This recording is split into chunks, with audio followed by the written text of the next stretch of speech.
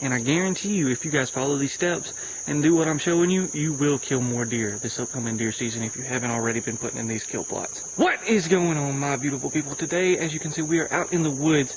And if you clicked on this video, it's probably because of the title. You want to learn how to put in an effective kill plot or food plot, a poor man's food plot, with minimal tools. So the tools I'm going to be using in today's video to help me create this, and as you can see, I've kind of got started already. I'll send you back to past Britain, who did all of this last night.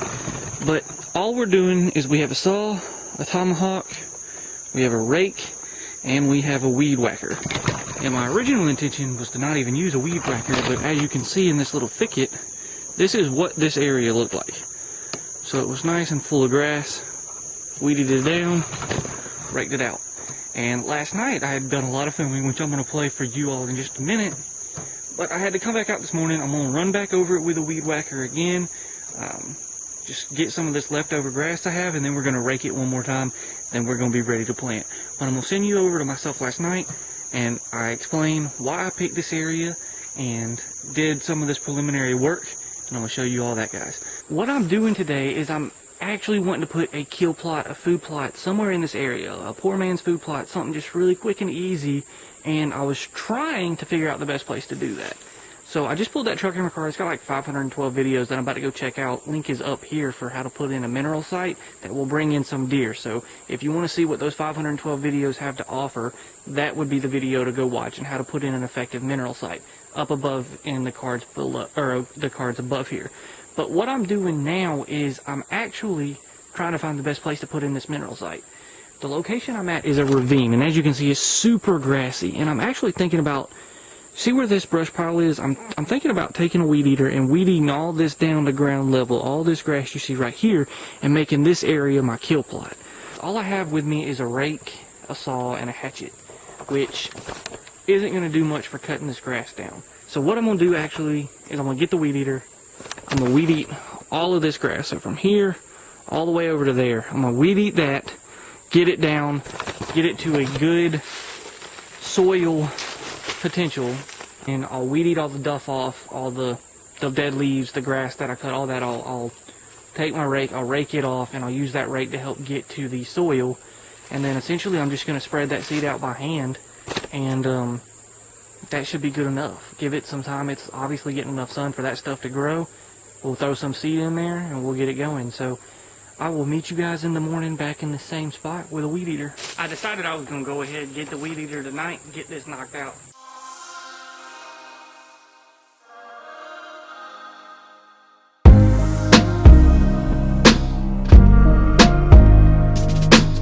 Alright, so this is pretty much what it looked like before. You can see that that stuff's about. And actually, this is where we're at after. You can tell right there where I stopped. You can definitely see that edge, but we've got a pretty decent area right here cleared out. I don't know, probably a 15 yard by 10 yard little area where they would be right in front of the tree I would be hunting out of. Actually, it's this tree right here. So if we take out that little pole or that little tree, we're gonna have a direct 15-20 yard shot into our little food plot. Next up, we break out the rake and try to get some of this duff out of here. And then honestly, we're ready to go ahead and sprinkle out some seed. But I'm going to hit that rake, probably rake this once tonight, and I might come back in the morning and rake it again. That to me is the biggest step, because it helps to break up the root system that's already established from all this grass, and it's going to help to create a better context. There's a spider. There's a spider on my arm.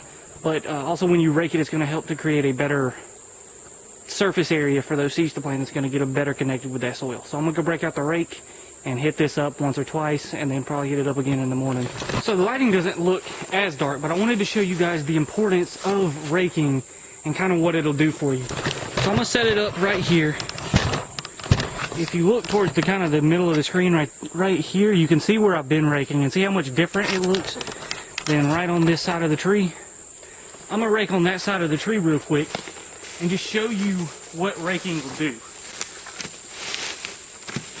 So as you can see, there's lots of duff on the ground, which is the stuff I just cut up. Some leaves that have fallen in the past, as well as that grass. And I made sure to cut it really low with the weed eater. Y'all can see that just by simply taking this rake I'm creating a lot better soil for that seed to get into.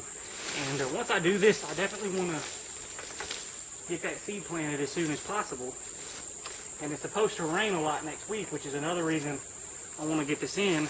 And next weekend I'm going camping. There'll be a video for that at Indian Springs State Park in Middle Georgia. But as you can see, I'm just raking up duff and all this grass I cut. And what it's leaving is a nice bed of soil here. And you can also fertilize this soil. I don't think it really needs it. There's a lot of nutrients in this soil right in here, just because there's a lot of water that runs through here. And all this dead grass is going to help to re-fertilize it as well. But as you can see, there's still some pieces of grass. That's why I'm going to rake over this all twice. But daylight's starting to get away from me. I'm going to do a raking time lapse real quick. And I hope you guys enjoy that.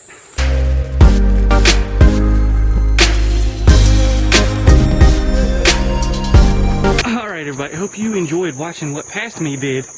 And you are with future me, and I think this thing's pretty much wrapped up. This area right in here, I'm really proud of. As you can see, nothing but soil. Right here, there's a bunch of roots. And so there's still some grass. It was just really hard to get all that. This stuff right in here I might come and knock back out with a weed eater. But honestly, it's not enough grass to really hurt the seed I'm going to be using. I'm using Throw and Grow. I'll grab the bag in a minute. It's a mix of clover, ryegrass, as well as rape, I believe. And it's going to do really well in here. I know it is.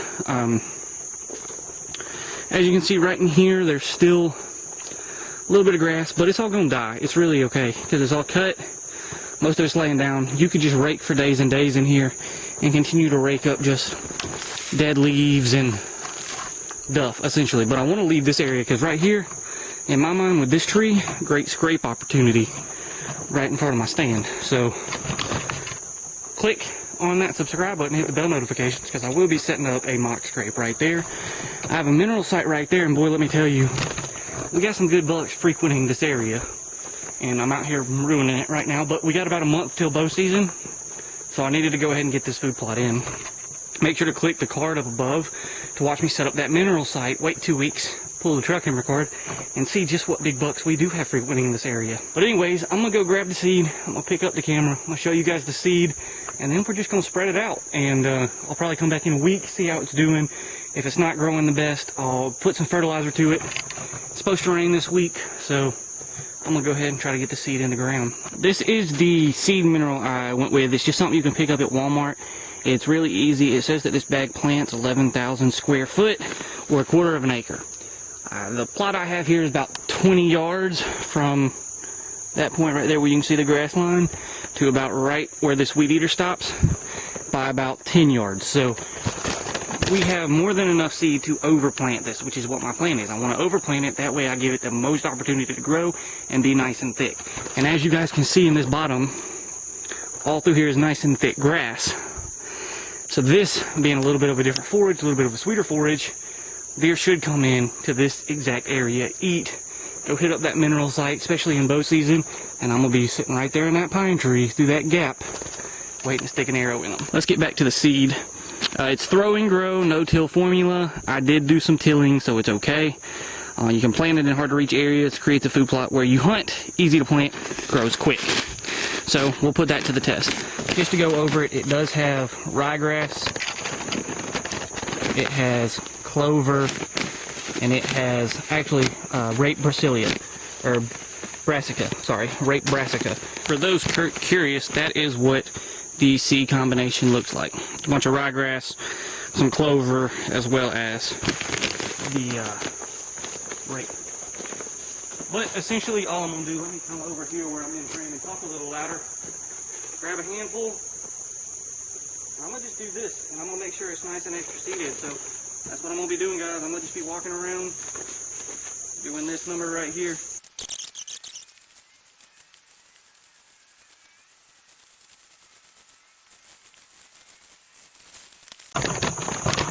Alright, so now I just got all that seed planted out, and I got it heavily seeded, guys. Like, I mean heavily seeded. So don't get mad at me. I know I probably used too much seed for this little plot, but I want this thing to thrive. But as you can see, I mean, all these little white dots are seeds. These are ryegrass seeds, or those little dots, the little white ones, and there's mixed in clover as well as the rape in there. But as you can see, guys, this thing looks like it snowed seed. So it's going to be thick, it's going to be good, and these seeds have the best chance of growing just because all of them are in contact with the soil. I mean, this area right in here especially, I wanted to do it the best because this area right in here is all soil. There's no more debris on it. I raked that area 3 or 4 times because that's where I wanted it to be the thickest for my shot. Also, all right in here, I didn't plant as heavily. I did put some seeds, but there's just lots of roots, and it was really hard to rake and weed eat. So as you can see, there's a little more grass. That's just because there was a lot of roots there, so I didn't plant it as thick. Up in here, I planted pretty thick, and all right in here, I planted pretty thick. So hope you guys enjoyed that. I'm gonna get the trail camera set up on that little tree right there, and I'm gonna give it 2 weeks, and hopefully through deer and other animals trafficking this area, we're gonna be able to see what deer are coming in here and watch this field grow. So that's my plans. I'll get the trail camera set up, and I'll meet you guys back out here in 2 weeks with an update on this field. Alright, so I have my Wild Game Innovation trail camera.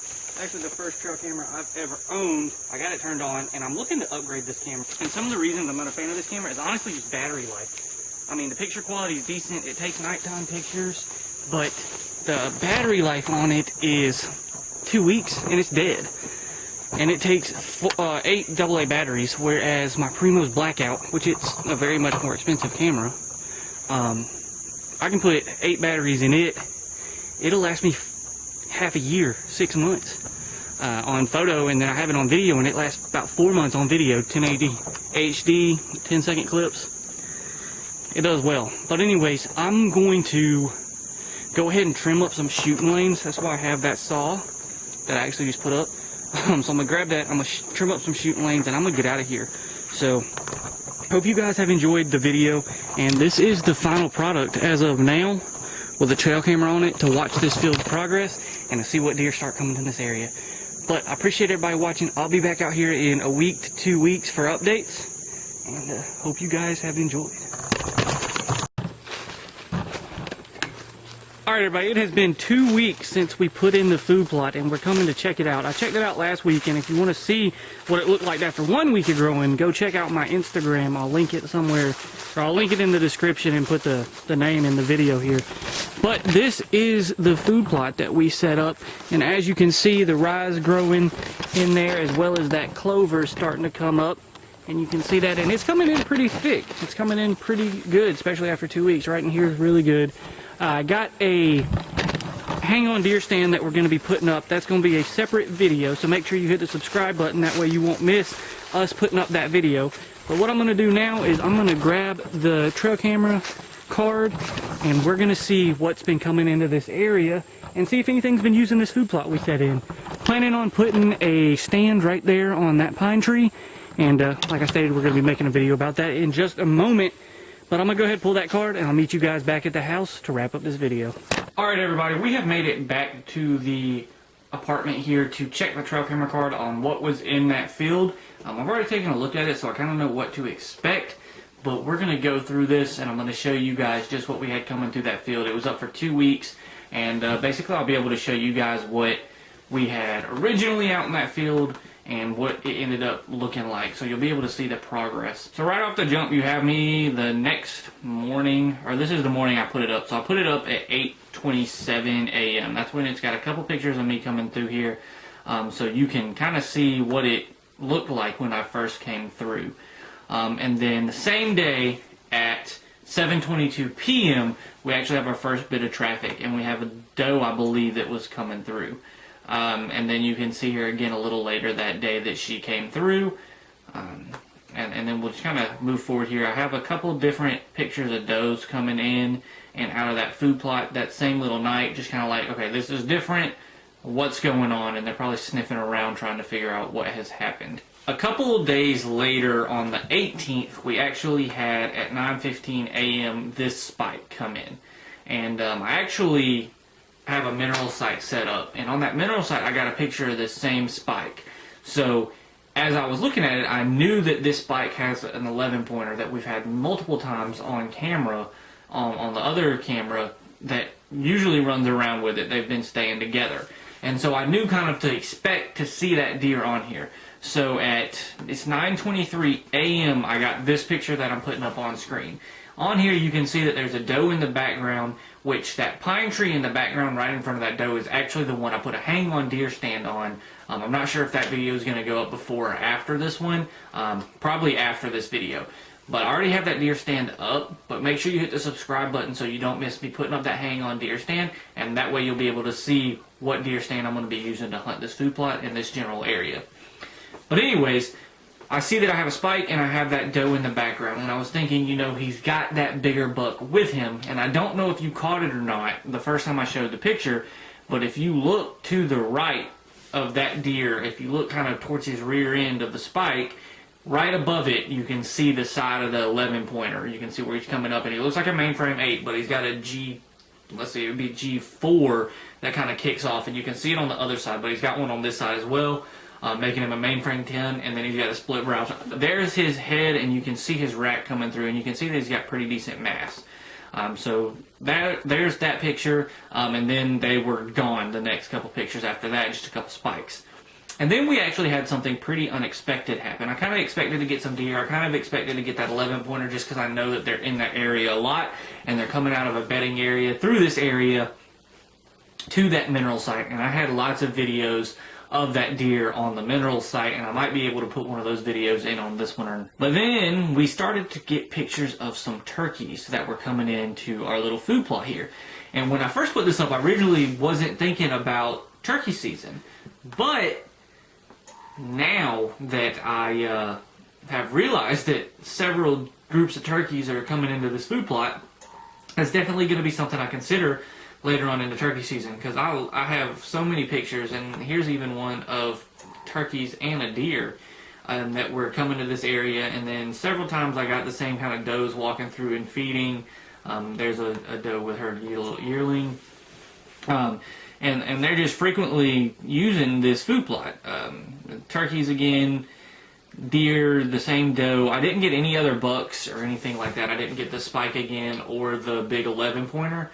But we have just several videos of turkeys, and this one's pretty cool because the turkey's actually starting to dust itself, and you can see her wingspan there. Here's a picture. This one was on the 27th, so this was a couple days before I pulled that trail camera card, and you can see just how thick that food plot's starting to get in this picture, and that deer are transitioning right through it. So you can kind of see here, I'll put up the first picture of me there, and then this is actually a picture of me holding the tripod the day I pulled the camera. So you can see exactly what that 2-week time frame looks like for this video. I thank you guys for watching this, and hopefully you got some useful information as far as how to put in a food plot with just hand tools. I mean, anybody can do this. If you have access to some land, you have a weed eater, and you have a rake, you can honestly go and put one of these food plots in. Grab a bag of seed I got mine from Walmart. You can get them at Bass Pro. Any of those bag seeds will do pretty good in a situation like this. I would say the biggest step is to make sure you rake and get that surface area for the seed to contact the soil, and then you'll be good to go. But drop any comments of anything that you've used to make food plots in the past, and let me know if this information was helpful to you. If it was, please consider hitting that subscribe button. I know we're over 200 subs now, and that's just ridiculous to me, and I want to keep on growing. That way I can keep getting you guys more content. So hit the like button if you like it. That'll help me know what kind of content you guys are liking. Leave a comment of something you want to see or something you want to try. Maybe it's a different kind of seed. I could try to put in another food plot using that seed and see what it works, or any other attractants or minerals or anything like that that you want to see. But anyways, I appreciate all the support. Thanks for watching, and always remember, when nature calls, you better answer. Peace.